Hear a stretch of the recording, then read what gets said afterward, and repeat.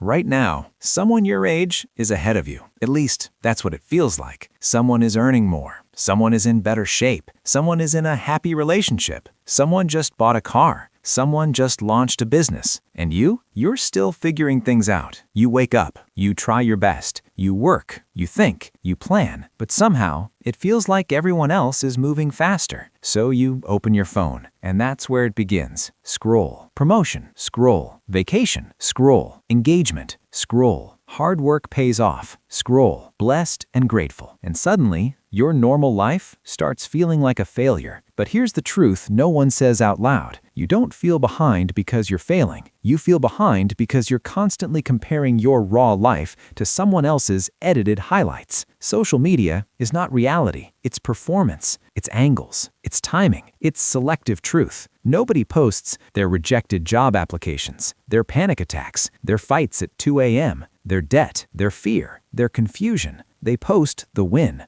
And you compare that win to your entire journey. That's unfair. Imagine watching the last 10 minutes of a movie and judging your entire life by it. That's what you're doing. You're comparing your chapter 2 to someone else's chapter 14. But here's something deeper. Comparison is addictive because it gives you two quick emotions, either superiority or insecurity. If someone is doing worse than you, you feel safe. If someone is doing better than you feel behind. Either way, you're not focused on yourself. And that's the real danger. The more you compare, the more you lose clarity. You stop asking, what do I actually want? And start asking, how do I catch up? But catch up to who? Everyone is running a different race. Different parents, different money, different struggles, different timelines, different talents, different starting points. Some people started 10 steps ahead. Some people had safety nets. Some people had mentors. Some people had zero distractions growing up. And you're comparing that to your current position. That's not motivation. That's self-sabotage. Let me tell you something uncomfortable. If you deleted Instagram for 30 days, you wouldn't feel behind. You would just feel focused, because the feeling of being behind doesn't come from your life. It comes from constant exposure to other people's lives. Your brain was not designed to compare itself to thousands of people every day. It was designed for small tribes, not global competition. And when you overload it, it defaults to fear. Fear that you're late. Fear that you missed your chance. Fear that you wasted your 20s. But growth is not loud. It's invisible at first. It looks like reading when no one sees, learning when no one claps, trying when no one notices, failing quietly, improving slowly. And slow improvement feels boring, especially when someone else's success looks instant. But what you don't see is their 5 years of silence, their failures, their doubt, their breakdown moments. You only see the breakthrough. And here's the trap. The more behind you feel,